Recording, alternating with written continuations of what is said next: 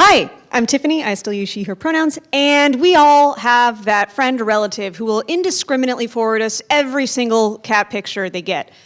By definition, this is cute AF, but we don't go, oh man, they're so productive, which is a shame because we can inject whimsy into our everyday world to actually increase business stuff. Here's 4 ways I found out. When I started at my last job, I coordinated the consultants, sent them places to deliver services, and quickly found out they had strong opinions about where was a fun and not fun place to travel.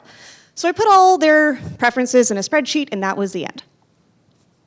Kidding, life gets in the way. Sometimes the only person who can deliver that one service is the one person who despises it the most. So I actually started adding lol preferences in that same spreadsheet. Do you like sarcastic sysadmin gifs? Do you like Deadpool? Do you have a thing about baby bats? Which meant that when inevitably I had to send Zach down to Texas in the middle of August, even though he hates the South and heat, it didn't make him like Texas anymore, but I was able to be like, hey, every morning I'm gonna send you a picture of a baby bat, and yeah, you're gonna hate it, but you know that we care about you. And it did work, and it actually improved morale on the team. And if you're a traveling person, you know morale is super important for you.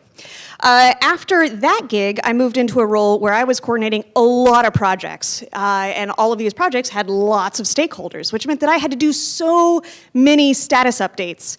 And these things got long. We're talking like terms of service level long, and no one was reading it. So I did 2 things. First of all, I shortened my summaries to a single line that then linked to Jira or Confluence or wherever the people that needed the details could find it. But those links also included links to images that might express my true feelings about the progress of a project.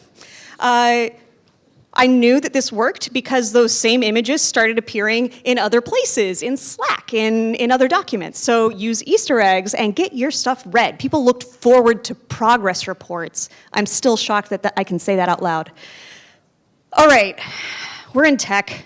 We come up with some really interesting ways of solving problems.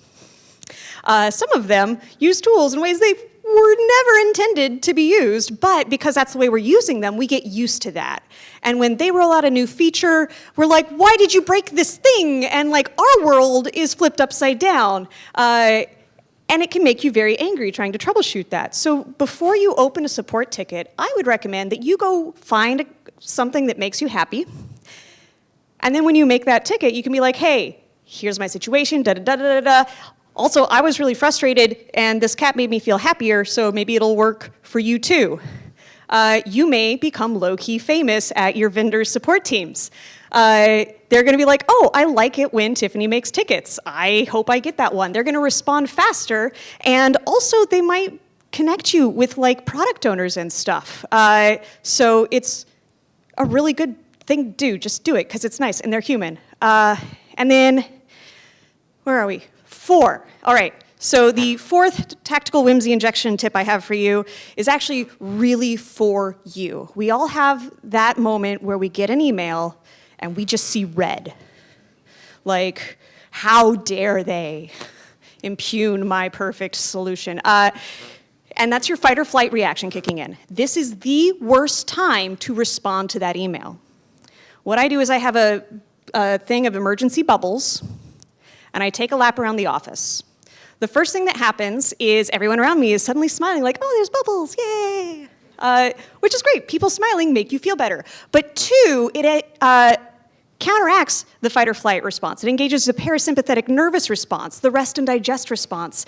And so by the time I finally get back to my desk, I'm so like oxygen saturated that I finally have the clarity to be like, oh, I can make this my manager's problem instead. So, takeaways. Tactfully deploy your memes, not just indiscriminately. Put them in your docs and your updates so that people read the things that you've done. Send gifts of gratitude, and also use bubbles to chill TF out. Thank you.